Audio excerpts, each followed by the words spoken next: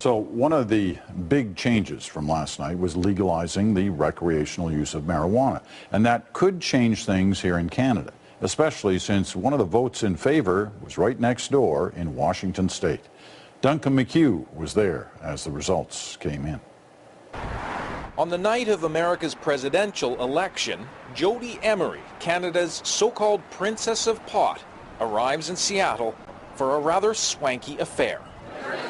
Lawyers, politicians, cops, business types. This is what the yes side looks like for Initiative 502, a statewide vote to legalize recreational use of marijuana. No sign of Cheech and Chong. Not the typical crowd of pot activists back home in BC. You aren't finding all of these endorsers and sponsors out there saying they want to smoke pot. They're saying that communities are put at risk, tax dollars are wasted, and legalization is the only way to make our communities safer. And you guys have been watching Russ and his team on pot.tv. As Emery live streams early results, her husband phones from a U.S. prison. Mark Emery is serving 5 years for selling marijuana seeds from his home base in Vancouver. The irony isn't lost on them. All right, miss, good luck, and I hope everything goes great for our side tonight. Yeah, I hope so too. I love you, sweetheart. Turns out the message was clear. 55% vote yes. Today, the state of Washington looked at 75 years of a national marijuana prohibition and said, it is time for a new approach. Allison Holcomb spearheaded the Yes campaign. If she has her way, victory will look, well, boring. You have marijuana sold in marijuana-only standalone stores where you have to be 21 to go in, very limited signage, tight restrictions on advertising, so a very boring source of marijuana, if you will. Boring, maybe, but uncharted territory in the United States. The people of Washington and Colorado may want to legalize marijuana, but that runs counter to federal drug policy. Question everyone's asking, what's next? Here's my farm, as you can tell. Marako Kashintocha has grown medical marijuana for years, yet the yes vote has her on cloud 9.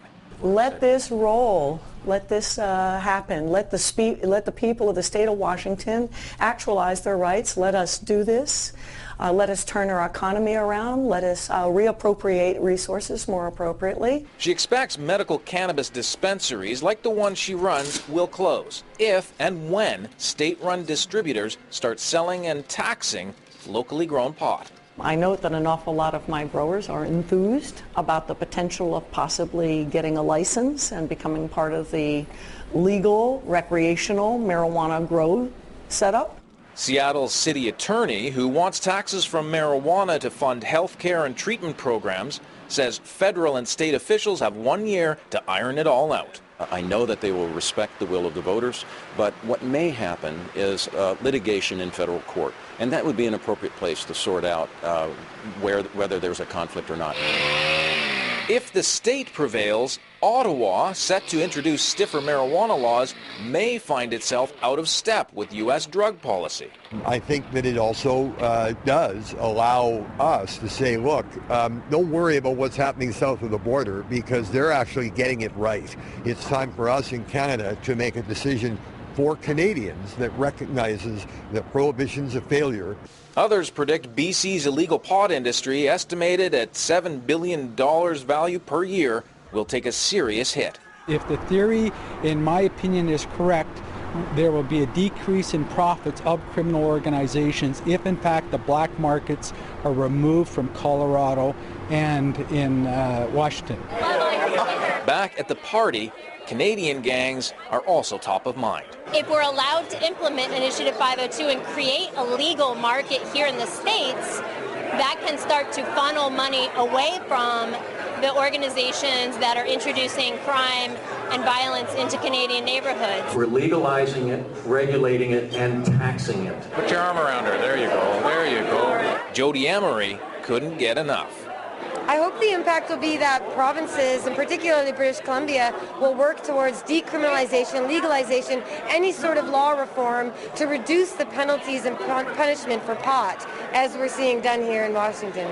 Many in Washington say what got them here was Canada's more liberal attitudes towards pot.